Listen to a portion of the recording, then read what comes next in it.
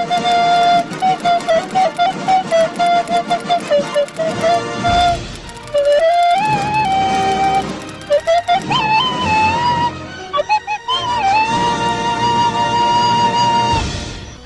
kepada korang yang tengah tengok video ni, sila tinggalkan jejak korang dengan komen hadir right now in the comment section below. Terima kasih.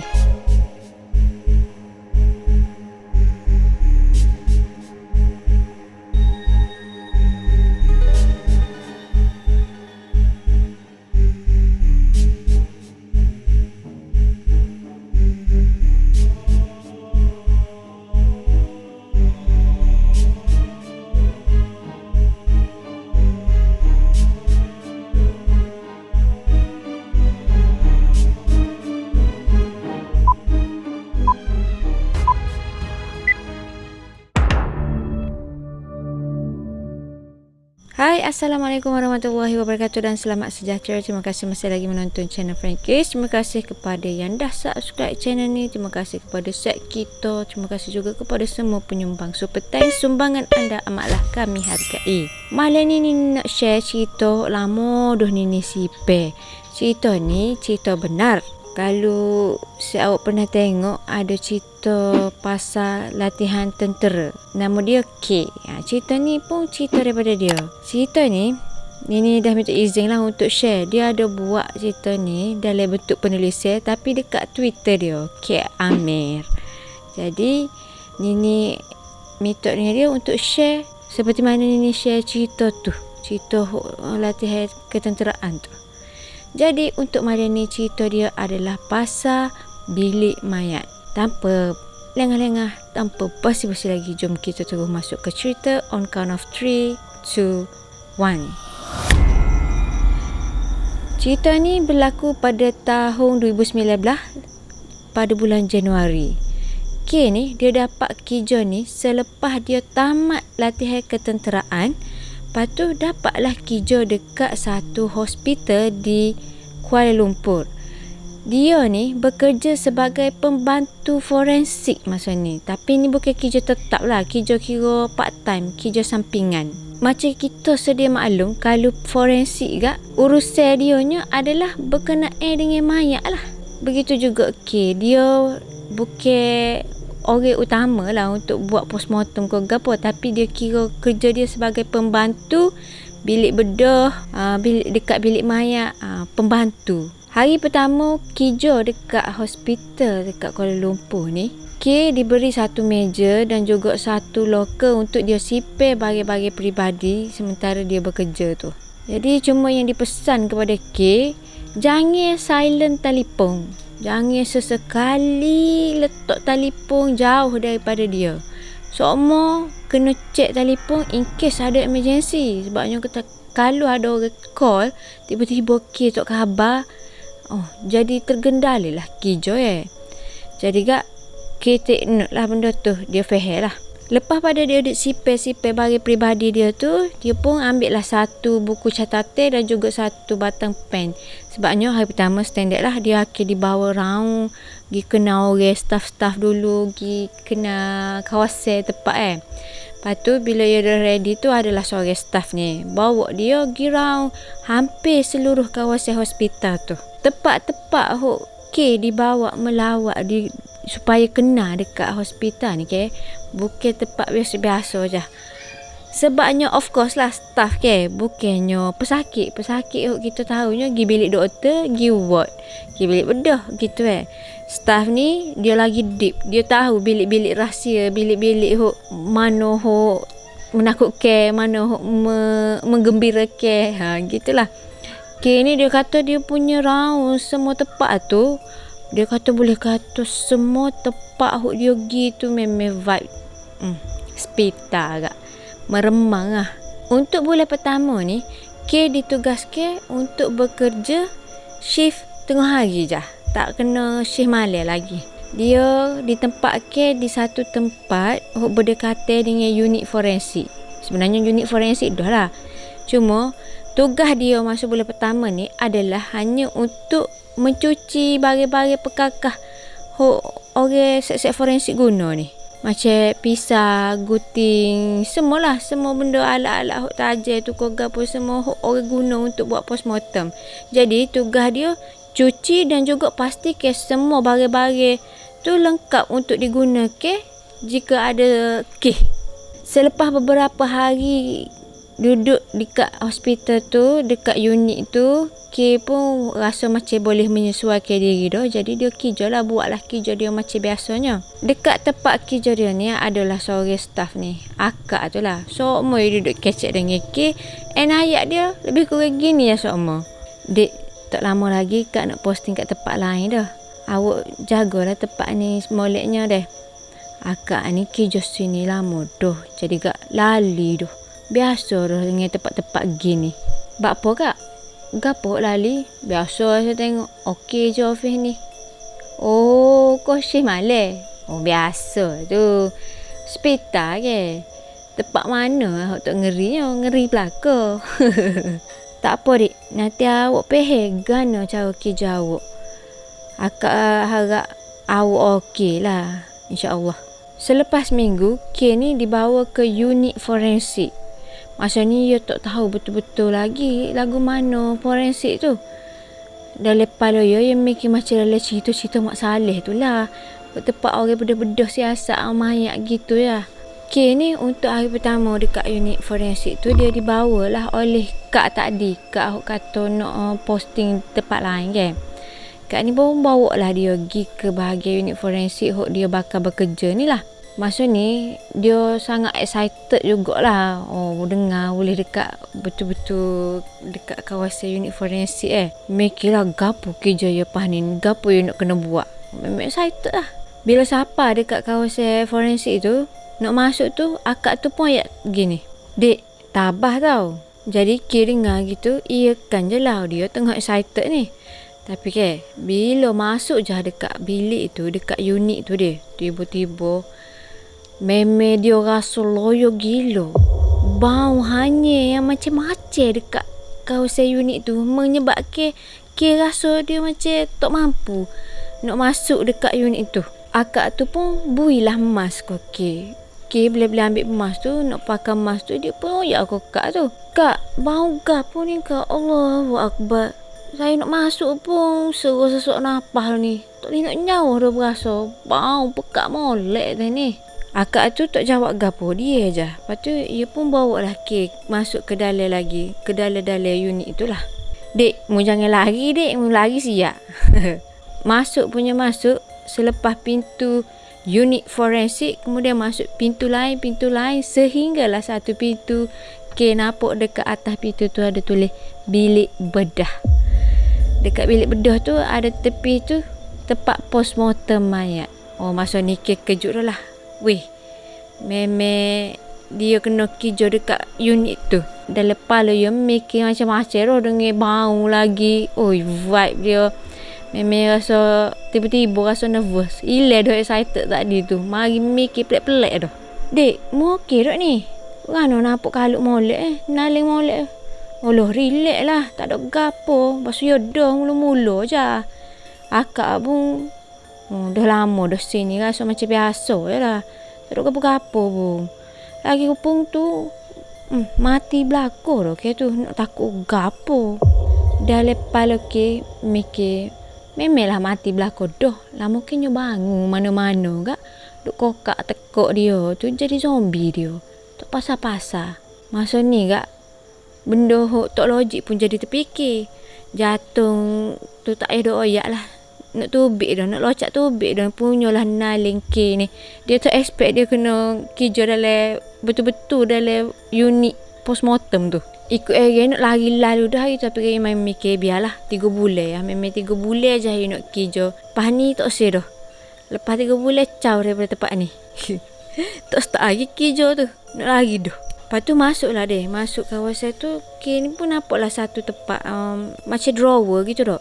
Lepas tu dia pun pergi lah. Dia tanyalah kak tu bila-bila dia nak tarik ni. Dia nak tarik tu dia kata kak ni tempat loker gapo.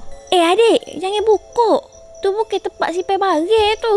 Sipai orang tu. Jangan nak pandai nak buka. Tiba-tiba kak tu naik suara ke K. Lepas tu K pun tengoklah dekat locker tu, locker pula, the drawer tu rupanya tu peti mayat. Dia tengok adalah nama situ, si ada Muslim dan Muslim. Jadi betul lah dalam tu ada mayat Lepas pada tu kak, dia pun gilah cek perkakas-perkakas dan juga bagi-bagi orang forensik guna untuk postmortem Lepas tu ada lagi lah beberapa tambah alat lain tu kak ni explain gapo kena ada, gapo kena sedia ke lagu mana kedudukannya semua tu lah. Dalam hati dia ni gak mikir dia ni orang baru, nak tak nak mesti diuji. Duk tengah layar-layar buat-buat kerja, cuba-cuba belajar gapo perlu, tiba-tiba ada seorang Bangla ni masuk. Okey adik, ni Ahmad. Dia akan temui awak lah sepanjang awak kerja dekat unit ni. Ada lagi 4 orang akan bekerja untuk shift malam. Jadi tak duduk sore lah awaknya, awak akan kerja ramai-ramai juga alik malam. Okey, ni berasa tenang sikit lah jiwa dia nya bila dengar ada staff lain ramai lagi. Bukan kata dia duduk kerja sore sebab shift malam dekat kawasan ni. Rasa hilang lah sikit takut tu. Tas pertama K dapat dekat bilik bedah tu ada satu mayat baru siapa. Jadi K ni diarahkan untuk dia pick up mayat tu. Masa tu K ni sore aja. Dia jadi main mikirlah, tak kira lah ya sore nak kena ambil mayat. Ya kena ambil dekat bahagian pintu unit forensik tu. Tolok masuk ke bahagian peti mayat ni. Tak ada orang lain. Bangla tu tak ada. Jadi nak tak nak, ya pergilah. Mikir, biar terai lah tu. Benda mula-mula nak kena buat. Tas pertama tu. Ya pergi ambil lah mayat tu. Sore-sore. Sapalah kau tempat peti mayat tu. Sepanjang ya tolok tu, zikir memang tak pernah putus lah di mulut, dalam hati. Tapi merasa ke benda ni agak sukar untuk dia adalah bau terpaksa dia hadap tu. Bau mayat. Lain macam bau hanya dia ni. Lepas tu diselubungi pula bau-bau dekat keliling bilik-bilik bedah tu. Untuk tas ni dia cubalah untuk kosongkan minda. Tak mikir gapo-gapo, mikir buat kerja je lah. Tolok je lah mayat tu. Dia pun tolok. Lepas tu buka peti, masuk ke patient tu dalam peti mayat tu. Lepas tu dia pasal rupanya mayat dia tolok tu adalah mayat Indian. Jadi dia kena sipir dalam peti mayat tu sementara menunggu orang forensik akan ambil mayat ni untuk di postmortem, untuk dibedah siasat lah. Masa nak tolok mayat masuk dalam peti tu tiba-tiba rasa ada macam satu angin kuat meniup di belakang tekuk dia gitu. Masa rasa tu geli-geleman ni rasa. At the same time memang diri bulu roma lah. Bila dah rasa macam angin gitu, dia berpaling tengok kiri kanan, tak ada apa-apa. Dia pun dalam hati ni cepat-cepat je lah buat kerja ni. Dia pun tolak lah nak suruh mayat masuk dalam peti tu Niat dia memang lepas ni aku nak pergi dekat Bangla, dekat bilik belakang tu. Lain macam dah berasa ni. Dia pun cepat letak dalam mayat dalam tu, tolak sorong tu, tutup peti mayat. Masa dia nak gerak dah daripada tempat tu dekat hujung pendengaran telinga dia tiba-tiba bunyi, Tolong, sejuk. Masa ni bayangkanlah K ni tas pertama handle mayat masuk dalam peti. Tiba-tiba dengar gitu. Berasa macam jatuh situ lalu dah. Rasa keadaan dia tu nak paling kot belakang pun tak mampu dah. Tapi dia gagah ke juga untuk cari arah mana marinya bunyi tu. Dia pusing ke pandangan dia. Rupa-rupanya bunyi tu mari daripada peti mayat yang tertulis non-Muslim. Walaupun dalam keadaan takut gitu, tapi niat hati dia ni macam nak kita tengok. Dia pun cubalah untuk paling ke diri dia. And then dia melangkah slow. Baru selangkah dua, tiba-tiba, mu duk nengok gapo tu? Mari sini tolong aku. Nate Bangla. Kira terkejut aku. Dia pun regah-regah lagi kat Bangla tu. Tak jadi lah nak kita tengok gapo dalam peti tu ke. Tengok gapo. Bagi tahu dah. You pun pergi dekat Bangla tu kak. Kena sebari. Kena marah lah si Bangla tu. Buat kejut dia. Mu ni ke tak kerti tegur slow-slow. Ke set-set ni tengah rehat belakang ni. Yang duduk geger kak. Kononnya cover line takut rehat. Bangla hok nama Ahmad ni ke. Ke ya hebat yo. Hebat dia punya bahasa Melayu. Memang tak ada slang langsung dah. Bunyi supaya orang kita kecek bahasa Melayu betul. Lama dah kali dia duduk kerja ni sini dekat Malaysia ni. Ahmad ni pun tanya ke, mu dengar apa? Wak tak tahu sudah lah. Aku lama dah kerja sini. Macam rumah aku dah. Standard dah orang baru memang kena pelik-pelik sama. Ke ni tak jawab gapo-gapo bila Ahmad ayat gitu. You tengok je masa tu dekat pukul 5 dah. Dalam kepala dia memang tak sabar-sabar nak klik. Rasa berat lah kerja sini nya. Fast forward ceritanya pukul 5 lah balik lakinya. Balik ke siapa dekat rumah tu dekat mengai maghrib dah.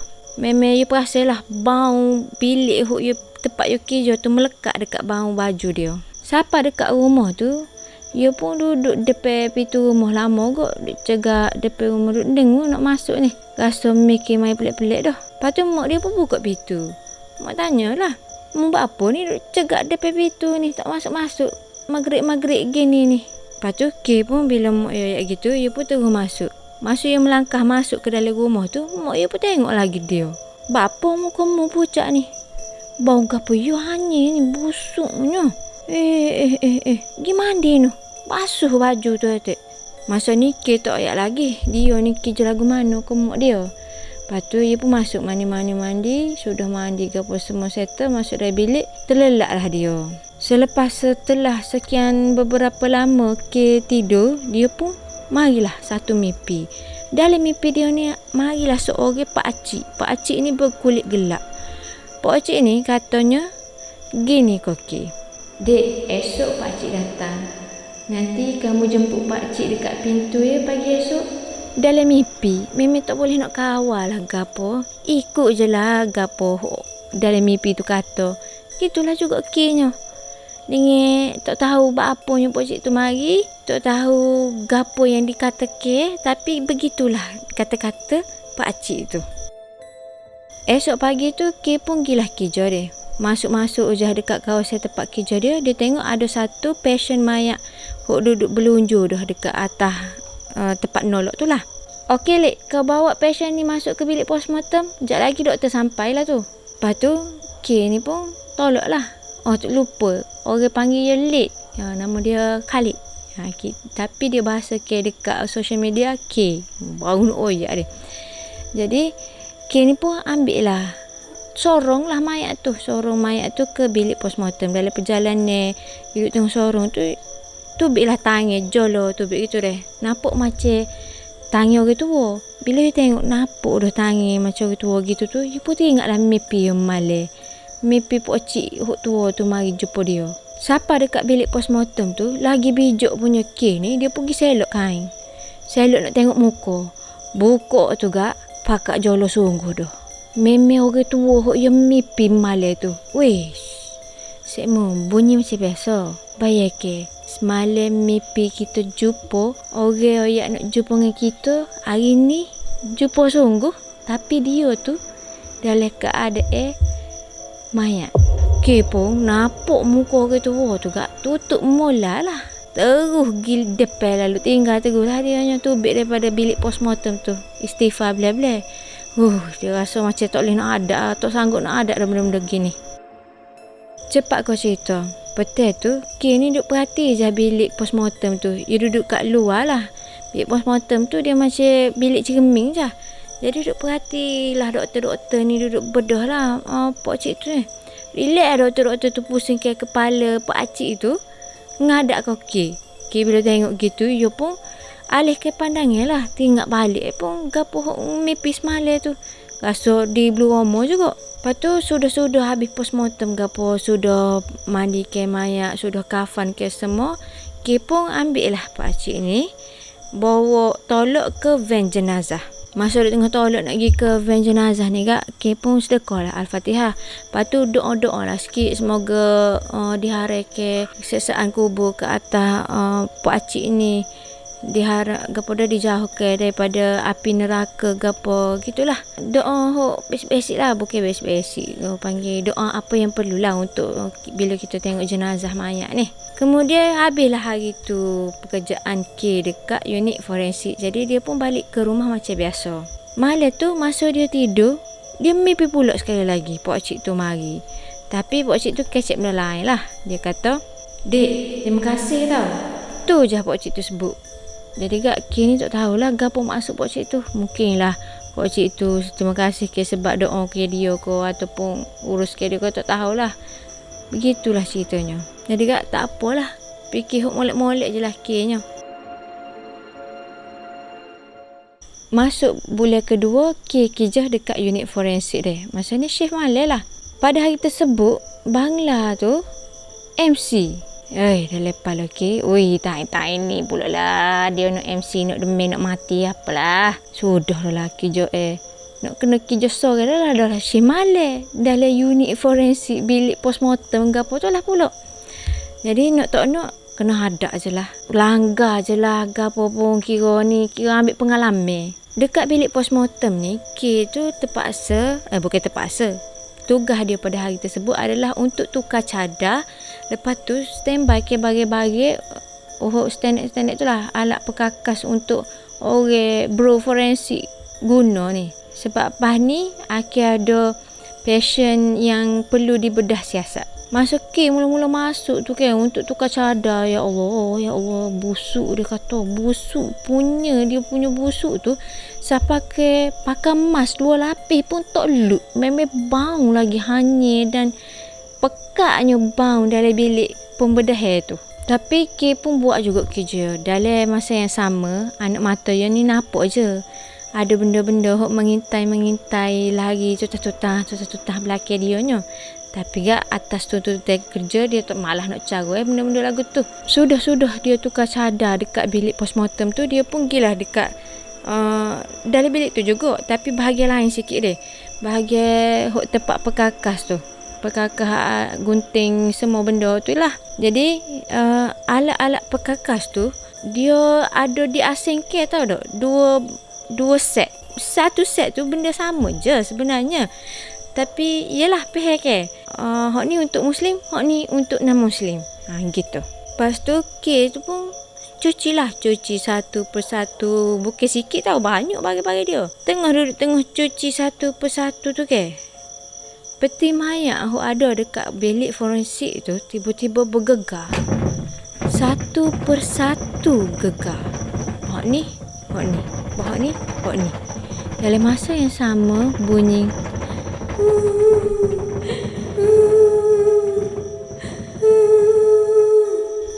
slow je bunyi, jauh je bunyi. Tapi kita tahu bunyi tu mari daripada peti mayat hok ada dekat bilik bedah, bilik postmortem tu. Lepas tu K pun cepat-cepat basuh bahagian tu.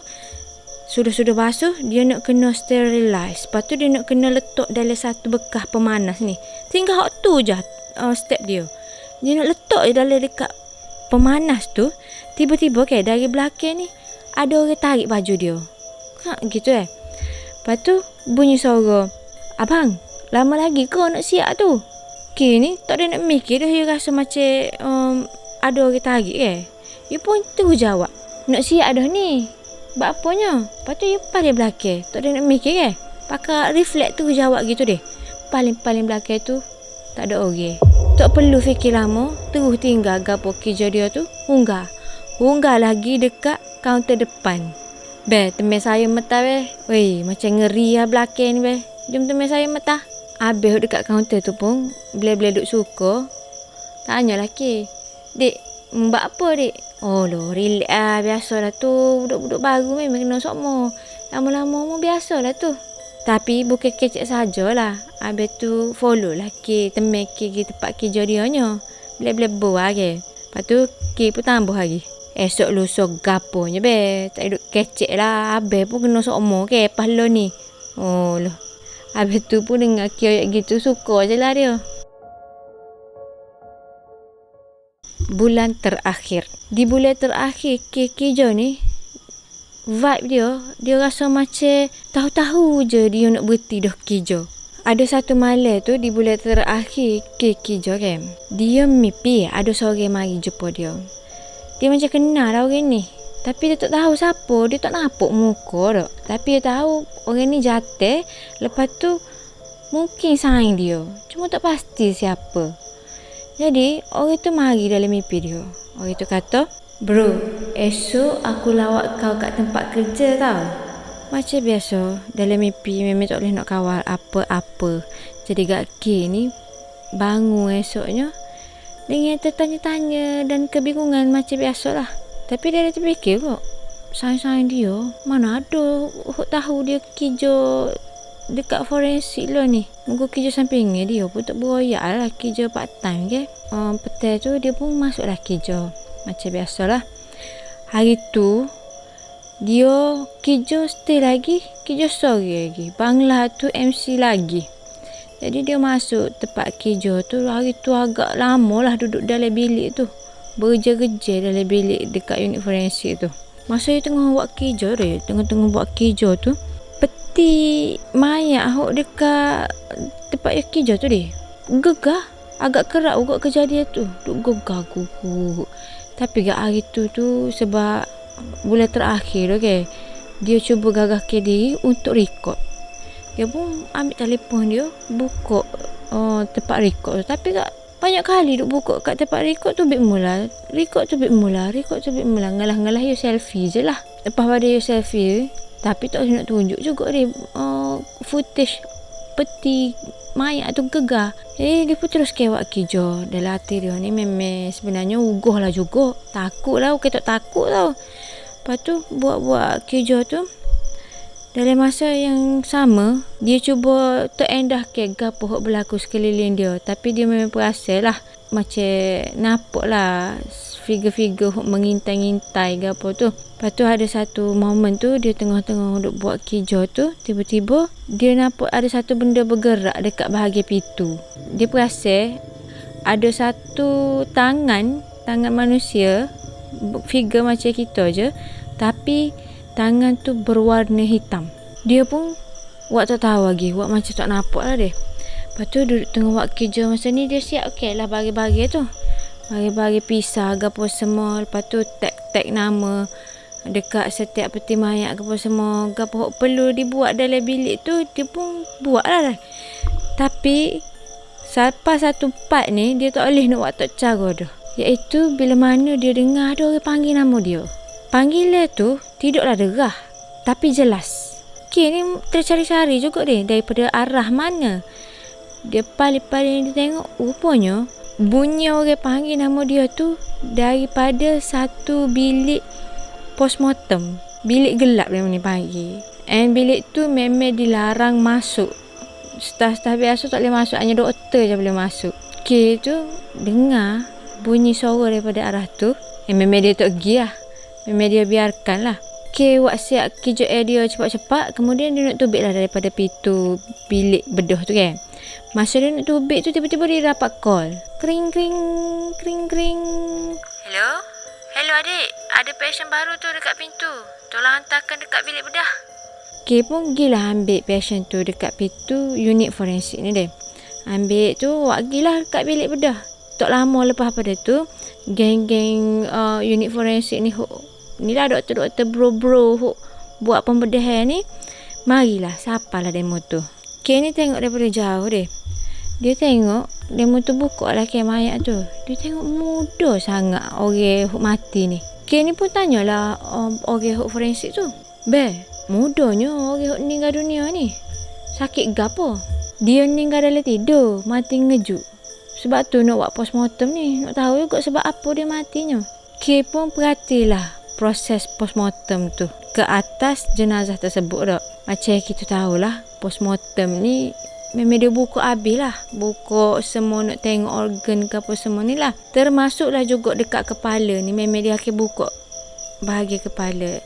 untuk tahu punca kematian. Jadi kita tengoklah satu persatu dia tengok dengan darah nitiknya gapo dalam hati kita ni ya.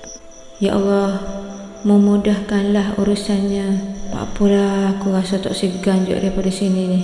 Nak tahu dak apa dia meninggal. Lepas tu ada mesej masuk.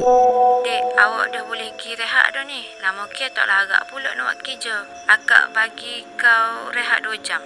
Ke dapat mesej tu happy lah. Oh, rehat 2 jam ni extra hari ni. Tapi kita tak segi rehat pun. Dia nak tengok lagi orang duk buat postmortem kat atas jenazah tu. Duk tengah perhati-perhati tengok ko jenazah tu ke. Dia rasa macam muka ni macam familiar. Tapi dia tak tahu siapa. Rasa macam kerja kelih macam kenal ke. Jadi kat dia pun ambil lah file si jenazah ni lah. Belek-belek tengok data dia. Ni macam area rumah saya aku ni. Sudah belek-belek file tu kak. Tak mikir apa-apa lah. Lepas tu demo tu pun macam nak siap dah ke. Jadi K pun tubik lah daripada bilik tu. Bila K tubik dekat bahagian luar tu, dia tengok saing-saing dia saja. Kejut lah dia deh. Saing-saing dia pun kejut juga tengok dia ada stay tu. Khalid, mau buat gapo sini? Buat gapo? Aku kerja sini lah. Buat part time. Lepas tu K pun tengok lah ada seorang ni dia tenda ni dia kenal lah. Dia kenal sebelah tu macam gawe somebody lah. Gawe saing dia tu deh. Duk tiuk. Lepas tu dia tanya lah, siapa mati? Lepas tu puai tu tak jawab. Duk tiuk. Lepas saya pun semua duk macam senyap tak sejawab deh. Tak lama lepas pada tu salah seorang tu saing baik dia masa kecil lagi. Kira childhood friend dia lah. Childhood friend dia pun tengoklah kokek. Bila-bila macam duk teh sebut duduk teresak-esak lah juga duk jawab ni. Dia kata, Lek, mu tak tahu ko siapa duduk dalam tu? Tak tahu meh. Siapa? Sepupu aku, Lek. Sayang kita duduk dalam grup WhatsApp tu. Malah yang meninggal. Tak tahu apa. Mati ngejut. Meh. Malah tak ada ke? Ya okey je duduk main geng esok kita. Lepas tu dia kata nak pergi ganung ke? Dalam grup tu semalam K perasan deh WhatsApp ngelah di atas gambar emoji dengan caption yang agak pelik. Mungkin ni game terakhir dengan Sekmu. Lepas ni aku tak boleh nak main game lagi dah dengan Sekmu. Yalah, benda gitu dalam grup deh. Siapa je nak percaya? Orang mikir macam yang ni buat lawak nak suruh resi dia. Macam gitulah. Lepas pada arwah tu atas gitu dekat WhatsApp tu, dia pun jawab lah kata, Allah mu tu nak pergi ganung janyo. Bukan tak boleh main game pun siapa sana. Lepas pada tu dia tak reply dah. Tak lama lepas pada tu sepupu dia dia ni tertidur. Geruk-geruk tu tak bangun dah.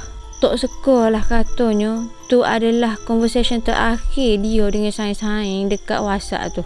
Bila K tahu benda ni, dia terkilan dan sangat terkejut.